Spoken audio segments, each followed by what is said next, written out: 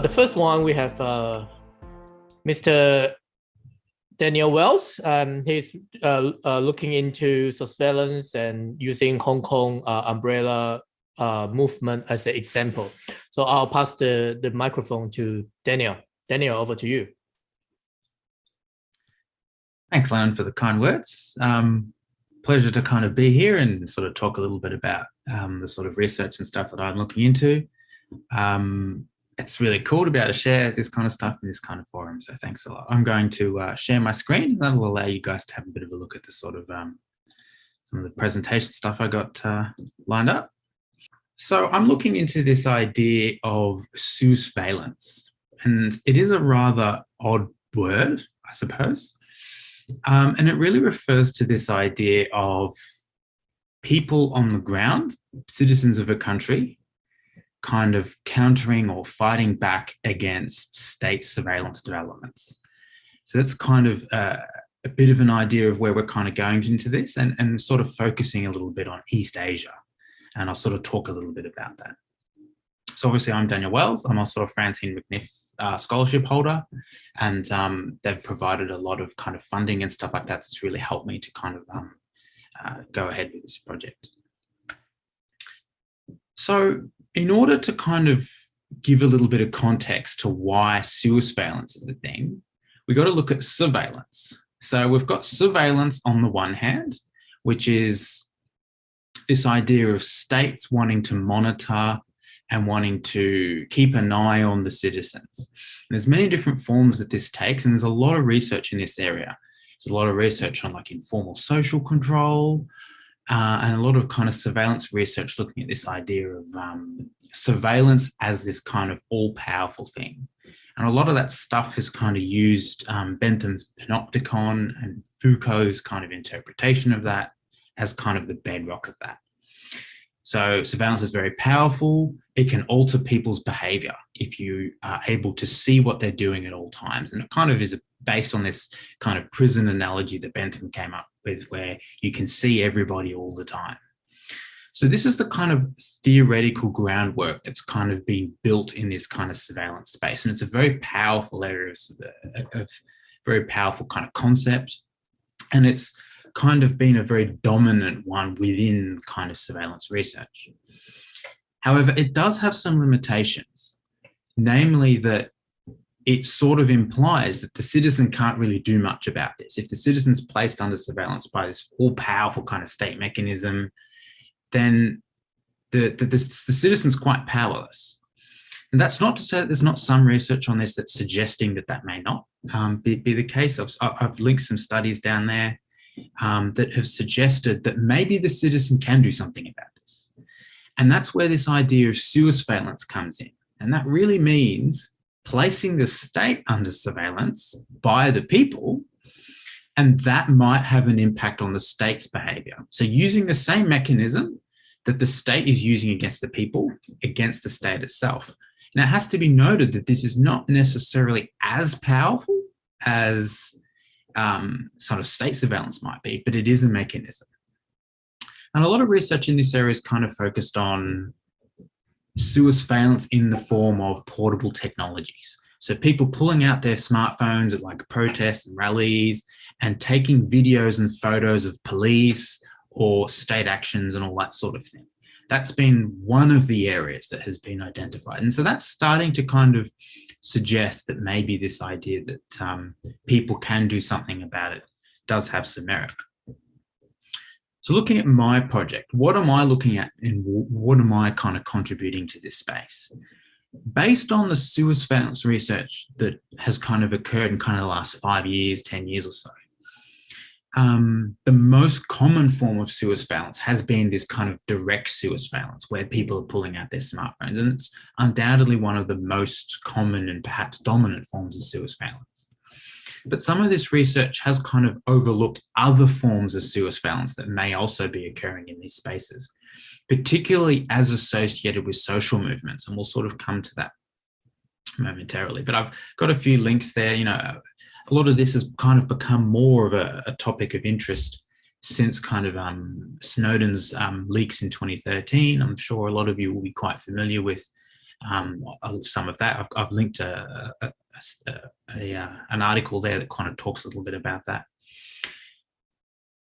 And you can see that social movements have started to come up in some of the stuff I've been looking at. And some of those that I'm looking at specifically are the Umbrella Movement in 2014, the Sunflower Movement in Taiwan, and the 2019 Anti-Extradition Bill movement in Hong Kong. So these are really, really kind of important movements to take a bit of a look at. And this has led me to kind of develop this idea of the Sousveillance assemblage. So this is a kind of theoretical groundwork concept that just includes a lot of the different actions. So what are the different forms of Sousveillance that we may be overlooking? So we've got maybe cybercrime. Maybe people are using cybercrime as a way of resisting kind of the state surveillance developments. Things like whistleblowing, we sort of saw that with Snowden, hacktivism as well, protest involvement, and there's various forms that can take. So here's a few ideas, and this kind of concept is kind of leading me into this sort of space, and then engaging with kind of interviews and some discourse around this kind of thing. Here's a little bit of a quick illustration of the kind of concept itself in a more visually appealing way. So you've got kind of the name there. It can occur in sort of urban space or cyberspace.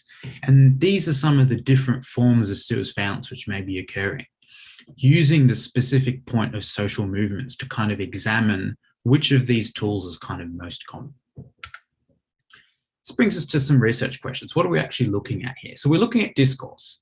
We're looking at discourse in Hong Kong news media, in Taiwanese news media, and stuff like that in English. Now, it does have limitations. Obviously, I don't speak all languages and stuff that are spoken in those regions, and that presents some limitations.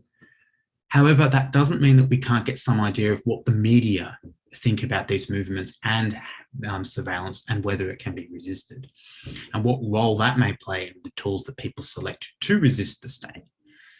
So in order to answer these kind of questions, I'm really looking at discourse analysis and semi-structured interviews. And I've done kind of a number of things in these areas, and I'll discuss that and kind of focus on that a little bit.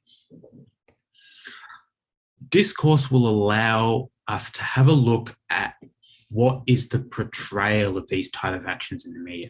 Are they portrayed as potentially successful? Are they portrayed as rioters? Are they portrayed as kind of people that are looking to kind of change the world through social movements and this type of thing? And there's different ways that you can see that depending on which sources are used. But it also gives you a glimpse into what it is that underpins how citizens of Hong Kong, for example, are selecting what types of techniques they may use to kind of resist state surveillance. And that really does lead us into interviews and kind of talking to people on the ground. This is kind of a bit of a structure kind of piece, just showing kind of where we're going with the phases. So at the moment, we're in kind of phase one. My progress review will be coming up in a few months. And in that review, I'll be talking a lot about the Umbrella Movement in Hong Kong in 2014 and the Anti-Extradition Bill in 2019. These are quite different movements, but they're also kind of interlinked. And then we're going to kind of look at how that fits with the assemblage that I kind of outlined before. And then in phase three, we'll look at kind of the Sunflower Movement. And there may well be time for me to look at other aspects like Australia, maybe Myanmar or Thailand, where we've also seen some evidence of this type of thing as well. So why social movements? Why are they important? Why use them to look into this topic? And I think the thing is here, social movements provide a forum for citizens to challenge the state on a number of issues. So they bring things to the table, and they may then, that might be a site where these Sousveillance techniques are used more commonly. So what have we found so far? So I've been looking into news media sources and stuff from Hong Kong Free Press, South China Morning Post, Nikkei Asia, formerly the Nikkei Asia Review. These are three kind of dominant newspapers in the region. Haven't really had a good opportunity to look at Apple Daily, and that's mainly just because of language limitations at the moment. Obviously, Hong Kong Free Press is fairly new as well, so they cover more recent events as well. So probably post umbrella movement, more the 2019 type of stuff. But you get a lot of information from that. And there's been some topics that have come up. The Occupy Central movement, of course, as well. That's been very common. The actions of police has been incredibly prominent. The national security law, especially recently, that was passed last year in Hong Kong. Doxing and public shaming has kind of come up as a really, really prominent form of surveillance. Leaking the names of police and things like that online and that type of thing, and revealing people's identities and that sort of thing, that's become a really common form of resistance. And of course, using technologies, as we discussed, like phones and that type of thing. So I've also done a number of interviews of people on the ground who have participated in these movements, also as sort of journalists and academics as well. And some of the kind of first kind of preliminary findings suggests that video surveillance is the most common, which was probably something that I expected to see so far. But doxing of police was incredibly pervasive, and there was doxing on both sides, very, very common. And it was something that, although I was aware that this was occurring, I wasn't aware of just how pervasive it was. And also there's a lot of kind of online kind of actions going on, people sharing stuff, making jokes, memes, chants and things like that, being had at the protest scene and all that sort of thing. So that kind of has an urban space and a cyberspace element. But I do need more data.